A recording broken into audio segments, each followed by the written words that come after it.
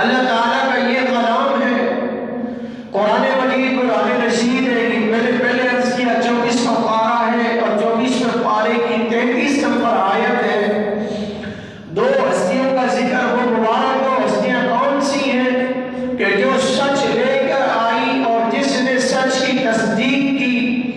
آگے اللہ نے ارشاد فرمایا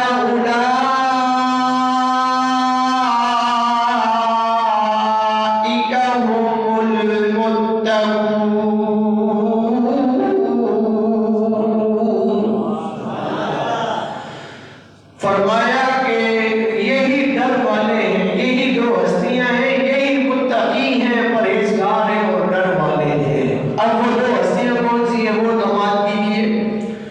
مفسرین کرام فرماتے ہیں کہ والذی جاء بالصدق کی جس ہستی کا ذکر ہے اس سے مراد حضور تاجدار مدینہ صلی اللہ علیہ وسلم کی ذات بابرکت ہے، یعنی کہ سچ لے کر آنے والے آمنہ کے لال محبوب رب ذوالجلال ہیں، اور اس سچ کی تصدیق کرنے والا کوئی اور نہیں بلکہ ابو بکر صدیق ہے۔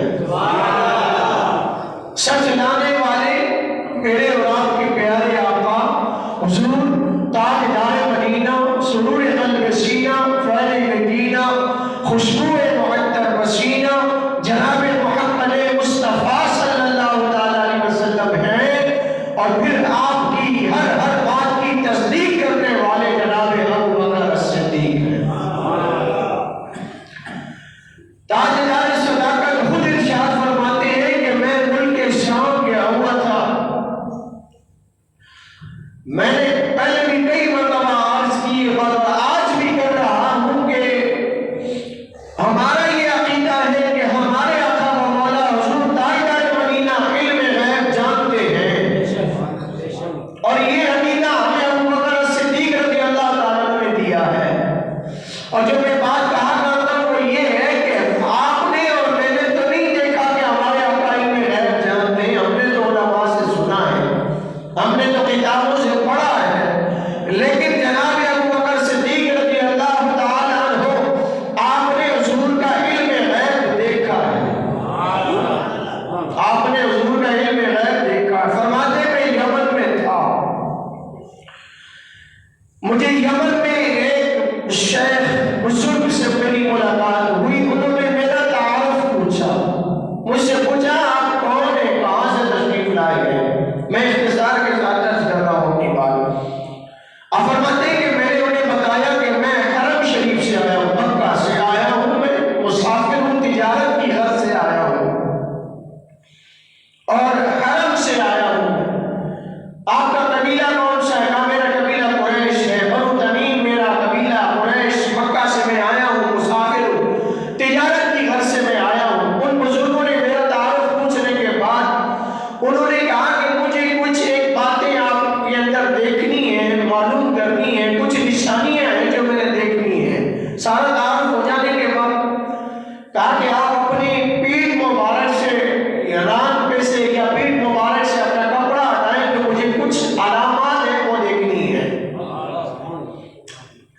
آپ فرماتے ہیں کہ میں نے ان سے پوچھا کہ آپ یہ سارا میرا تعارف پوچھ رہے ہیں، پھر آپ مجھے کپڑا ہٹانے کا کہہ رہے ہیں، آپ میری یہ پیٹ مبارک میرا دیکھ رہے ہیں، آخر اس کی وجہ کیا ہے؟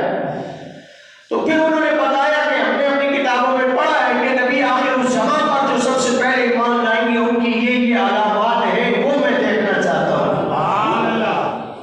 ساری باتیں جانی کہ میرا تعارف بھی ہو گیا، میں نے بتا دیا میں مکہ سے ہوں، حرم سے آیا ہوں، قریش قبیلے سے میرا تعلق۔ کہا کہ یہ آخری دو نشانیاں ہیں جو میں نے دیکھنی ہیں۔ آپ نے اپنی ناک مبارک پیٹ مبارک سے کپڑا ہٹایا تو انہوں نے وہ نشانی دیکھی، اور نشانی دیکھنے کے بعد انہوں نے مجھے بتایا کہ نبی آخر الزمان تشریف لائیں گے اور تم ان کے مددگار ہوگے، ان کا کلمہ پڑھنا، تم ان پر ایمان لے کر آنا، اور کچھ نشانیاں میں آپ کو دیکھ رہا ہوں۔ یعنی یہ ساری باتیں انہوں نے کرنے کے بعد پھر اختصار کے ساتھ عرض کر رہا ہوں کہ انہوں نے مجھے نبی پاک صلی اللہ علیہ وسلم کی نعت شریف پر پیش کی، سنائی، مجھے پیش کی، اور میں نے حضور کی نعت مبارک سنی۔ قصیدہ سنا میں نے. آپ فرماتے ہیں کہ جب میں واپس آیا تجارت کر کے اور میں ابھی اپنے گھر نہیں پہنچا یعنی راستے میں تھا، تو چونکہ آپ تجارت کے لیے تشریف جب لے کر گئے تھے تو حضور علیہ السلام نے اعلان نبوت فرما دیا تھا، نبوت کا اعلان. تو ابو جہل اور دوسرے لوگ پریشان تھے. کیوں پریشان تھے؟ ان کے حضور علیہ السلام کو صادق اور امین تو مانتے تھے، حضور کو صادق اور امین تو یہ بدبخت بھی مانتے تھے، لیکن نبی نہیں مانتے تھے. کہ کہتے کیا تھے، یتیم بھی بڑا نبی ہو سکتا ہے جس کے والدین نہ ہوں. اور جب ادھر حضور نے اعلان نبوت فرمایا تو یہ اور پریشان ہو گئے. اب جناب ابو بکر صدیق رضی اللہ تعالیٰ جب واپس تشریف لائے تو انہوں نے راستے میں آپ سے ملاقات کی اور آپ کو بتایا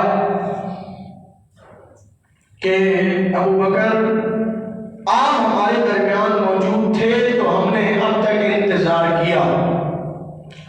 اور یہ بھی آپ کو بتاتا چلوں کہ جب تاجدار صداقت ابھی تک یہ خود بھی ایمان نہیں لائے تھے، ابھی آپ نے خود بھی کلمہ نہیں پڑھا تھا. مزے کی بات آپ کو بتاؤں کہ حضرت سیدنا ابو بکر صدیق رضی اللہ تعالیٰ عنہ نے جب اسلام قبول کیا اس سے پہلے کبھی بھی بت پرستی نہیں کی، کبھی بھی بت پرستی نہیں کی، شراب نہیں کی. جبکہ آپ کا جو مذہب تھا اس میں تو لوگ شراب بھی پیتے تھے، آپ کے رشتہ دار قبیلے والے تو لوگ شراب عیاشی ہر چیز کرتے تھے، بت پرستی کرتے تھے. لیکن آپ نے اپنی حیات مبارکہ میں کبھی بت پرستی نہیں کی. آپ کے والد گرامی حضرت ابو قحافہ رضی اللہ تعالیٰ عنہ ایک مرتبہ آپ کو اپنے ساتھ بت خانے لے کر گئے. یہ آپ کے بچپن کا واقعہ ذکر کر رہا ہوں. حضرت ابو قحافہ آپ کے والد کا نام ہے، آپ کو بت خانے میں لے کر گئے اور آپ کو بتایا کہ یہ دیکھو یہ ہمارے خدا ہے، ان کی عبادت کرنا، ان کو پوجنا، کسی چیز کی طلب ہو ان سے مانگنا، کسی چیز کی ضرورت ہو ان سے مانگنا. والد گرامی بت خانے سے باہر آئے نا تو آپ نے بت کو پکارا اور پکار کے کہا کہ اے بت، میں بھوکا ہوں، تجھے خبر نہیں، مجھے کھانا کھلا، مجھے کھانا کھلا، مجھے کپڑے پہنا، مجھے کپڑوں کی ضرورت ہے.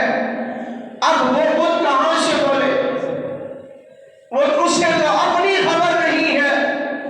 تو جب آپ نے یہ باتیں کہی اس نے جواب نہیں دیا نا تو آپ نے ایک زوردار تھپڑ مار کے اسے زمین پر گرا دیا. والد نے جب یہ آواز سنی نا تو دوڑ کر آئے اور آپ کے کہا کہ تم نے ہمارے خدا کو مارا ہے. والد نے آپ کے رخسار پر چماٹ مارا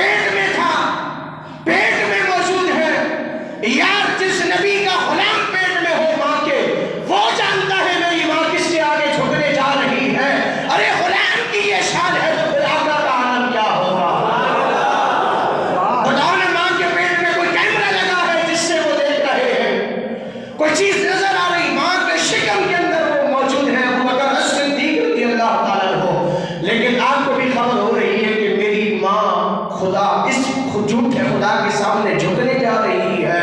فرماتی ہے میرا بیٹا اکڑ جاتا تھا میرے پیٹ میں، یعنی ایسی کنڈیشن ہو جاتی تھی کہ میں جھک ہی نہیں سکتی تھی، میں نہیں جھک سکتی تھی. تو بدبختوں سے میں کہتا ہوں جو کہتے ہیں حضور کو علم غیب نہیں تھا، تو ابو بکر صدیق کو ماں کے پیٹ میں کس نے بتایا تیری ماں خدا کے آگے جھک رہی ہے، جھوٹے خدا کے آگے ہے؟ تو یار یہ شان ہے خدمت گاروں کی، سردار کا عالم کیا ہوگا؟ یہ شان ہے خدمت گاروں کی، تو سردار کا عالم کیا ہوگا؟ یہ شان ہے خدمت گاروں کی، تو سردار کا عالم کیا ہوگا؟ ہر کوئی فدا ہے بن دیکھے، تو دیدار کا عالم کیا ہوگا؟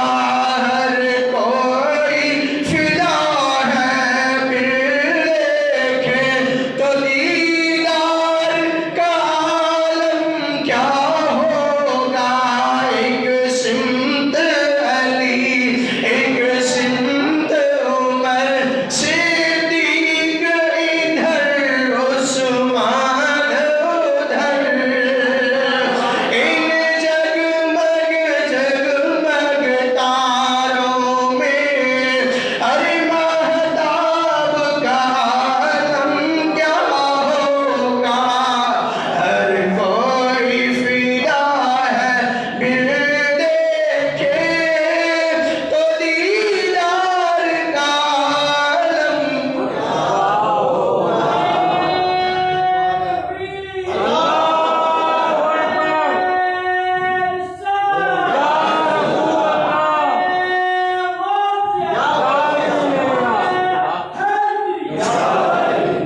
عالم تو والدہ کہتی ہے انہیں کچھ نہ کہو، یہ جب میرے شکم میں تھے مجھے نہیں چھوڑنے دیتے تھے، تو یہ تو خود کو مانا نا. میں آپ کو بتاؤں کہ جب آپ کے والد گرامی اسلام نہیں لائے تھے، تو آپ کے والد گرامی نے ایک مرتبہ حضور جانے کا اعلان کی شام میں گستاخی کی تھی. اسلام لانے سے پہلے کی بات ہے، یہ بھی ذہن میں رکھیے گا، اسلام لانے کے بعد کی بات نہیں ہے، اسلام لانے سے پہلے کی بات ہے، ابھی اسلام نہ لائے تھے. والد گرامی نے آقا حضور کی شان میں گستاخی کی تھی، تو آپ نے اپنے والد کو تھپڑ مارا تھا، اور تھپڑ مار کے یا دانت نکل گئے تھے یا خون بہنے لگا، اور یہ بات چلتے چلتے حضور کی بارگاہ میں پہنچی.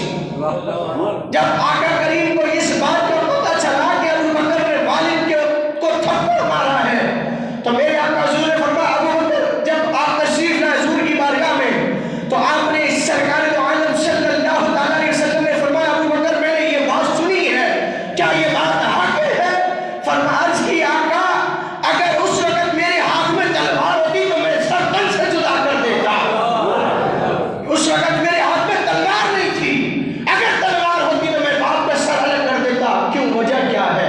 کہا اس نے آپ کی شان میں گستاخی کی ہے، اس نے شان میں گستاخی کی ہے آپ کی اس وقت. تو یعنی ابو بکر صدیق بتا رہے ہیں کہ ہمارا ایمان تک مکمل ہوتا ہے جب اپنی جان سے پڑھ کر حضور سے پیار ہوگا. آپ جب واپس تشریف لائے، ابو جہل اینڈ اس کی کمپنی والوں نے آپ کو راستے میں روکا، اور روکنے کے بعد انہوں نے کہا کہ ابو بکر آپ ہمارے درمیان موجود تھے تو ہم نے فیصلہ نہیں کیا، آپ کی آمد کا ہم انتظار کر رہے تھے کہ آپ تجارت کر کے واپس تشریف لائیں گے تو پھر ہم آپ کو اپنا لیڈر بنائیں گے، آپ کو سرکار کی بارگاہ میں بھیجیں گے، اس کے بعد جو آپ کا فیصلہ وہی ہمارا فیصلہ ہوگا. اب چونکہ ابھی ابو بکر بھی ایمان نہیں لایا، یہ بھی ذہن میں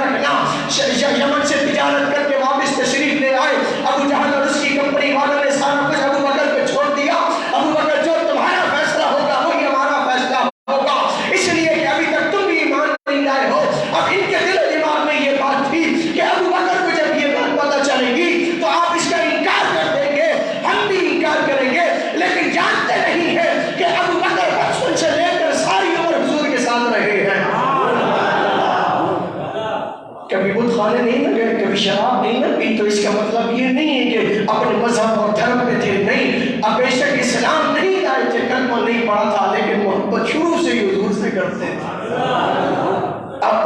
اور جس نے میرے آقا کے ساتھ جتنا زیادہ وقت گزارا ہے اس کو اتنی زیادہ شان ملی ہے. ابو جہل والوں نے فیصلہ آپ کو چھوڑا, آپ تشریف لے گئے, جا کے جانے کائنات جس مقام پہ تشریف فرماتے جا کے دستک دی.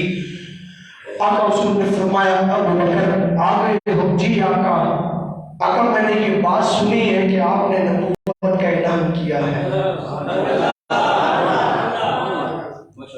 میرے آقا نے ارشاد فرمایا ہاں ابو بکر بالکل میں اللہ کا نبی ہوں اور تمہارا بھی نبی ہوں. میں ساری کائنات والوں کا نبی بھی ہوں اور ابو بکر تمہارا بھی نبی بن کے آیا ہوں. ابو بکر نے صدیق نے عرض کیا آقا جتنا بڑا دعویٰ ہے پھر دلیل بھی پیش کرے. ابھی یہاں اگر بیٹھ کر میں دعویٰ کر دوں کہ مجھے جادو آتا ہے تو آپ کہیں گے پھر دکھائیں. آپ میں سے کوئی بھی دعویٰ کرتے, کسی بھی چیز کا دعویٰ کرتے کہ مجھے فلانا علم آتا ہے, مجھے فلاں چیز آتی ہے, مجھے جادو آتا ہے, مجھے یہ آتا ہے, جب ہم کوئی کہے گا تو سننے والے کہیں گے کہ جب آپ کو یہ کچھ آتا ہے تو پھر دکھائیں گا. جیسے ابھی بھی یمن آیا تھا نا اس کی بارگاہ میں, میرے آقا حضور نے معجزات دکھائے تو ان بدبختوں نے کہا کہ یہ معجزے نہیں, یہ جادوگر ہے ماشاء اللہ, اور ان کا جادو زمین پر چلتا ہے. تو پھر ابھی بھی یمنی بڑا بن کر آیا تھا نا, بلوایا تھا کہ وہ بڑا عقل والا ہے, بڑے علم والا ہے, وہ حضور کو ہرا دے گا. تو وہ بھی آیا تھا اور آگے اس نے کہا تھا نا کہ دو باتیں, یہ چونکہ وقت نہیں ہے, اس نے کہا تھا کہ جادو زمین پر چلتا ہے. انہوں نے کہا تو ہم کوئی ایسی بات پوچھیں گے کہ جو آسمان پر ہوگی, تو پھر ہم حضور کو ہرا دیں گے, یعنی بے نقاب کر دیں گے, اور وقتوں کو کیا پتا. تو پھر انہوں نے کہا تھا کہ آپ اس چاند کے ٹکڑے کر دیں, تو پھر چاند زمین پر نہیں آیا تھا حضور کا اشارہ پا کر, تو انہیں کیا خبر ہے. تو حضرت ابو بکر نے عرض کیا آقا آپ نے جتنا بڑا دعویٰ کیا ہے اتنی بڑی دلیل بھی پیش کریں. ظاہر دلیل ہوگی تو میرے آقا نے ارشاد فرمایا ابو بکر تمہیں دعویٰ میں نے پیش کیا ہے, دلیل بھی پیش کر دیتا ہوں. لیکن ابو بکر صدیق نے ایک بات اور عرض کی, آقا میں دلیل اپنے لیے نہیں مانگ رہا. یار جب سبحان اللہ کہہ رہے ہیں اللہ آپ کو سونا مدینہ دکھا دے, جو نہیں کہہ رہے ہیں اللہ آپ کو بھی دکھا دے. آقا یہ دلیل جو میں مانگ رہا ہوں میں اپنی ذات کے لیے نہیں مانگ رہا ہوں. باہر کچھ بدبخت کھڑے ہیں, کچھ بدبخت کھڑے ہیں, ان کے لیے مانگ رہا ہوں. میرے آقا نے فرمایا ابو بکر میرے دعوے کی دلیل ملک یمن شام کے اندر وہ جس بزرگ سے تم ملے ہو,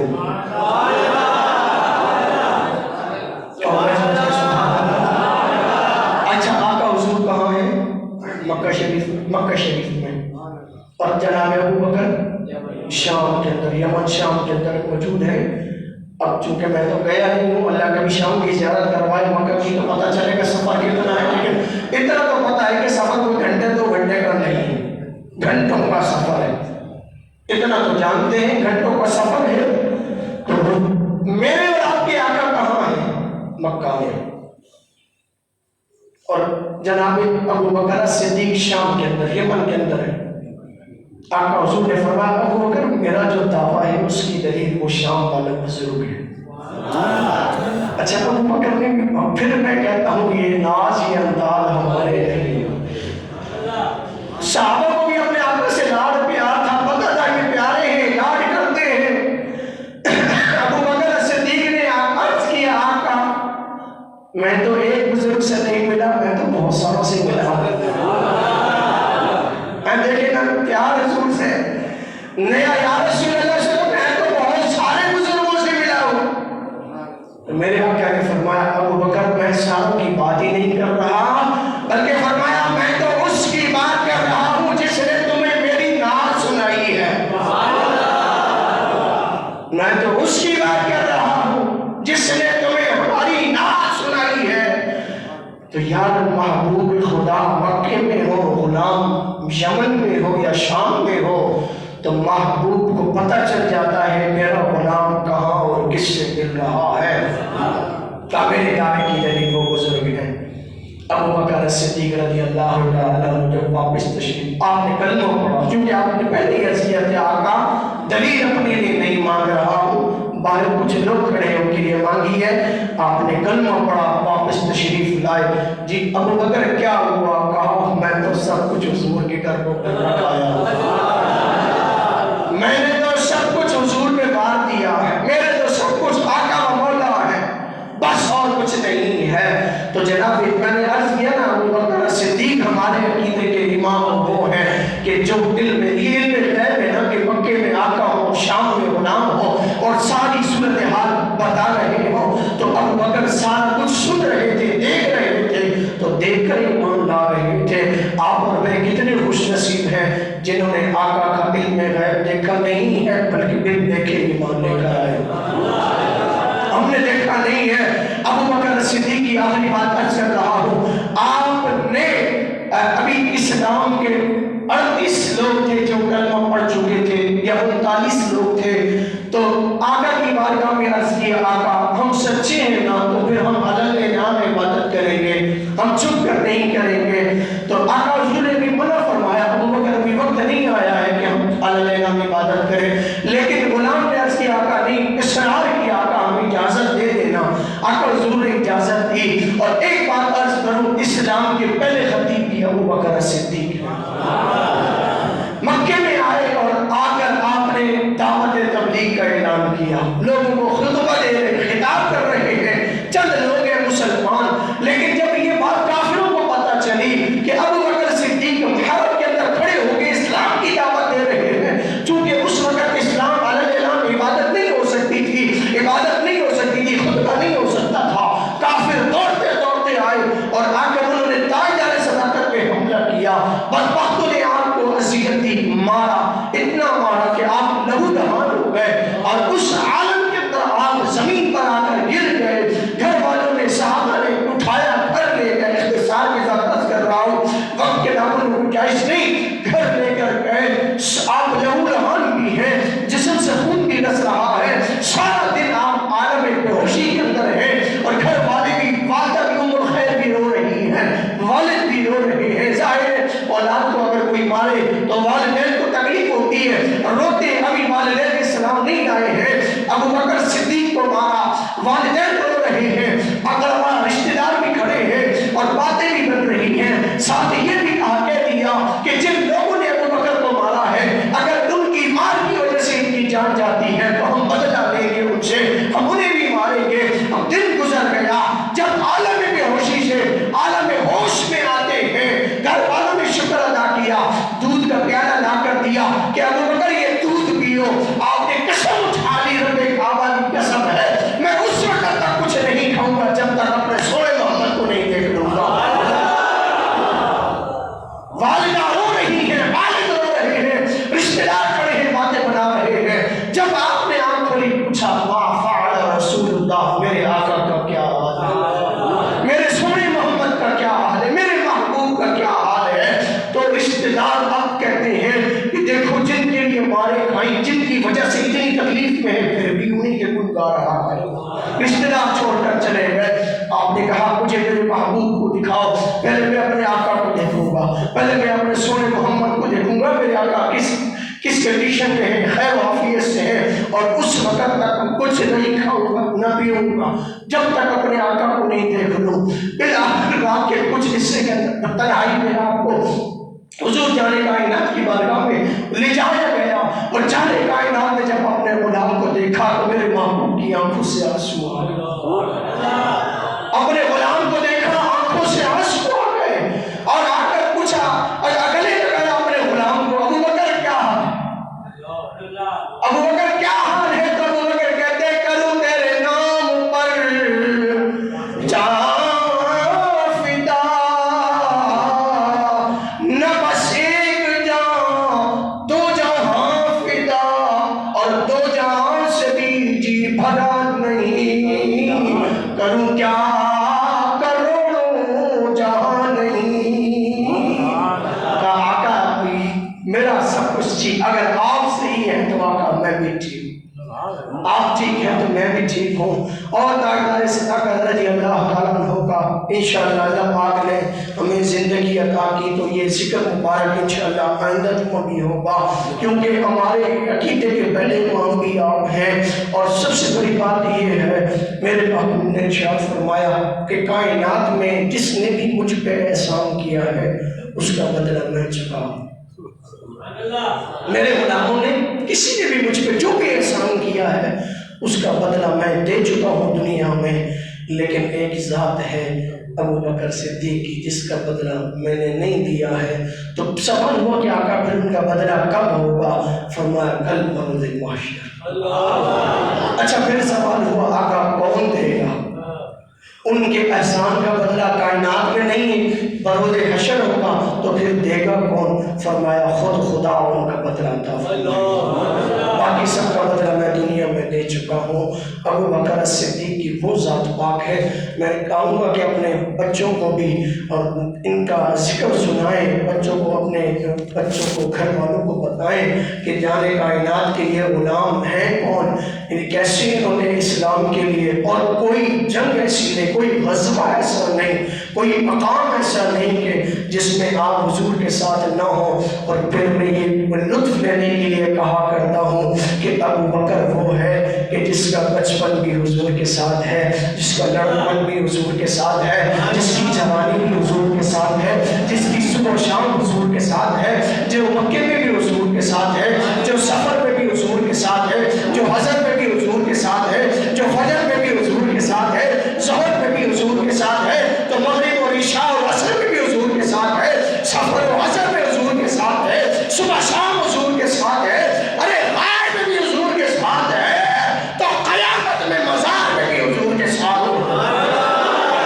مسلم ہے محمد سے وفا صدیق اکبر کی، نہیں بھولی ہے دنیا کو ودا صدیق اکبر کی۔ یاد زندہ صحبت باقی، اللہ آپ کا ذوق سلامت فرمائے۔